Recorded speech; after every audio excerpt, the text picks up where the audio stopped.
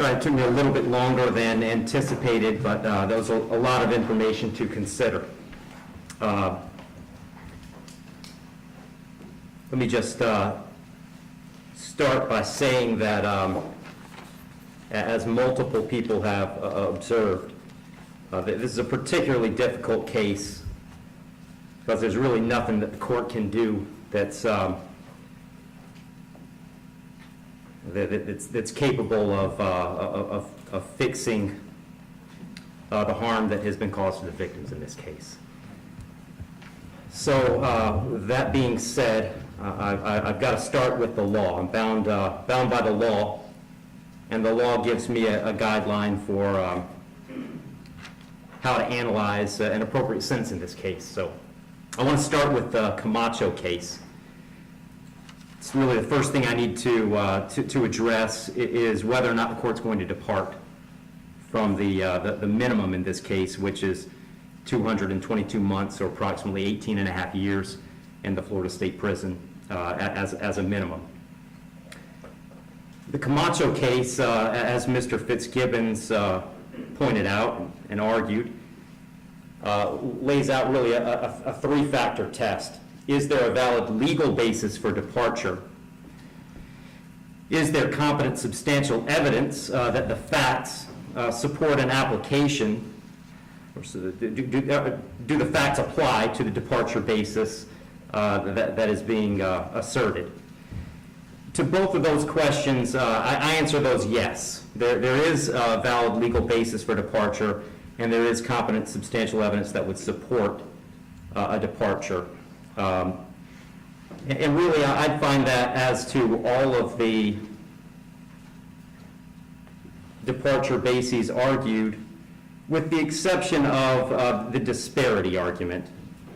I'll just comment on that one for a moment. The defendant has argued that an available basis for departure is the disparity between the guidelines and the sentence that Mr. Barano got. I don't agree with that. I agree that disparity could potentially be an available legal basis for departure. But in this case, I don't think it applies because I do think that there are important substantive differences between the facts as applied to Mr. Barano and the facts as applied to Mr. Hherrin. The state's put those on the record. I won't elaborate on it too much other than to say I think that the difference, the age of majority for Mr. Hherrin is one of those. But mostly I just think that the facts are different as between those two defendants. And so I don't believe that the facts in this case support that as a departure basis, because I believe that a disparity in sentence between Mr. Barano and Mr. Hherrin is appropriate in this case. That brings me to the third question of should essentially the third factor under the Camacho case is should the trial court depart? And the court in this case is going to decline to depart. So I'm answering that question in the negative. The trial court in this case is not going to depart. And I don't reach that decision lightly. When evaluating an appropriate sentence, I will start with Florida Statute 921.002. It was pointed out several times the primary purpose of the criminal punishment code in Florida is to punish. And I've got to take into account the severity of the primary offense and the circumstances surrounding the primary offense. When I take into account circumstances and severity, a lot of what I'm taking into account really when I sentence is intent and harm. And in this case, there wasn't any evidence, and nor does the court believe that there was any specific intent to do harm, in this case to the victims. But there was intent to drive at an egregious speed, 102 miles an hour, regardless of the consequences and regardless of who that ended up harming. And then the second part of that, the second component, is the harm caused, and in this case, it's just impossible to have greater harm than the harm that occurred in this case, which was the loss of a mother, loss of a baby, and really the loss of a family as it existed when this occurred. I did consider, I also want to make a record, I did consider sentencing Mr. Herrin as a youthful offender, but for the same reasons that I'm discussing, I didn't think sentencing him as a youthful offender was appropriate. I agree that youthful offender was something that the court could have done. I did consider it. I carefully considered it. But the court just found that due to the serious nature of these offenses, the extreme nature of the conduct, and again, the level of harm, that a youthful offender sentence was not appropriate.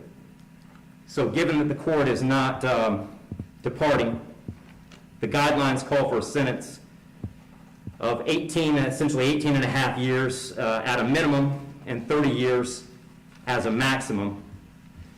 And the court doesn't find that either the minimum or the maximum is appropriate in this case. I've said it several times, the serious nature of the offense, egregious nature of the conduct, and mostly the harm that's been caused prevent me from putting this as a bottom of the guidelines minimum case. But the departure bases argued by the defendant did provide some reason not to put it at the top of the maximum. And specifically, the court did take into account that the defendant's 18, certainly responsible for his actions, and he's being held accountable for his actions.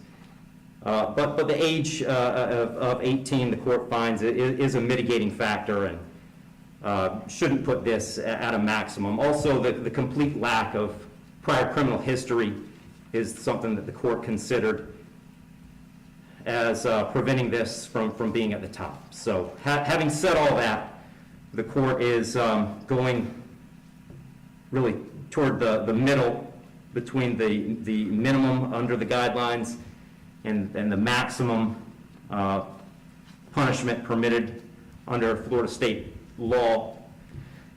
So on count one, vehicular homicide, the court's going to adjudicate the defendant guilty, sentence him to 9 years in the Florida State Prison. On count two, same charge, court will adjudicate the defendant guilty, sentence him to 15 years Florida State Prison, and that'll run consecutive to count one, for a total of 24 years Florida State Prison. Count three is a misdemeanor, unlawful racing on a highway, so the court will adjudicate the defendant guilty, sentence him to time served. Give credit for time served, I believe, 2 days. Court will impose mandatory court costs. Mr. Herrin, you have given up the right to appeal the determination of your guilt or innocence. You do have 30 days to appeal the sentence of the court. And I'll direct the bailiffs to take Mr. Herrin into custody.